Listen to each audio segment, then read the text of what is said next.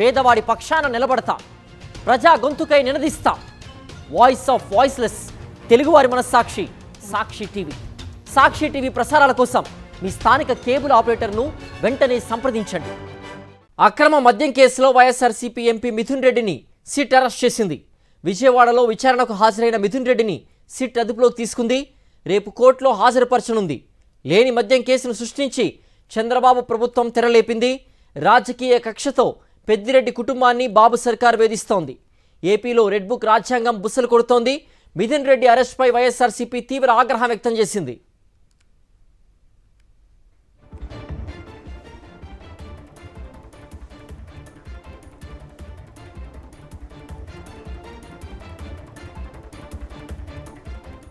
మిథున్ రెడ్డి అరెస్ట్ను వైఎస్ఆర్సీపీ నేతలు ఖండించారు. కూటమి పాలనలో కక్ష సాధింపులు తారాస్థాయికి చేరాయని, తప్పుడు కేసులకు భయపడే ప్రసక్తే లేదని, మిథున్ రెడ్డి కడిగిన ముత్యంలా బయటకు వస్తారని అన్నారు. రాష్ట్రంలో అరాచక పాలన నడుస్తోందని ఆగ్రహం వ్యక్తం చేశారు.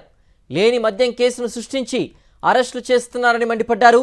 కక్ష సాధింపులో భాగంగానే మిథున్ రెడ్డిని అరెస్ట్ చేశారని విమర్శించారు. న్యాయ పోరాటంలో ఖచ్చితంగా విజయం సాధిస్తామన్నారు.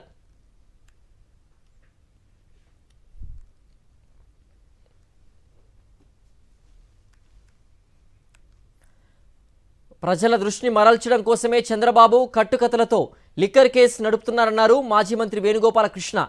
7 కేసుల్లో చంద్రబాబు బెయిల్పై ఉన్నారని, తనపై ఉన్న నిందలను తొలగించుకోవడానికి ఆరోపణలు చేస్తున్నారని విమర్శించారు. వాస్తవాలు ప్రజలకు తెలియనివ్వకుండా కట్టుకథలు అల్లుతున్నారని ధ్వజమెత్తారు. ప్రతి గ్రామంలో వందలాది బెల్ట్ షాపులు నడుస్తున్న విషయం బాబుకు తెలియదా అని ప్రశ్నించారు.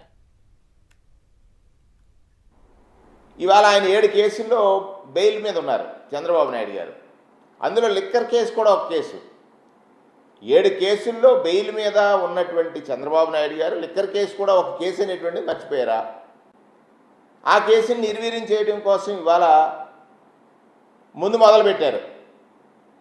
ఎలా లిక్కర్ స్కామ్ ఈ దేశంలోనే పెద్దది, 1,00,000 కోట్లు. తర్వాత 50,000 కోట్లు స్కామ్ జరిగిందన్నారు.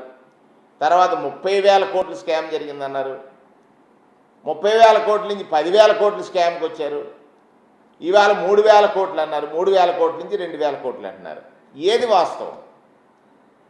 ఏదైనా ఒక నిందారోపణ చేసినప్పుడు దాని మీద ఉన్నటువంటి వాస్తవాలు ప్రజలకు తెలిసేటట్టుగా ప్రజల ముందుంచాలి. ప్రజలకు తెలియడం కాదు, ప్రజల ముందుంచాలి.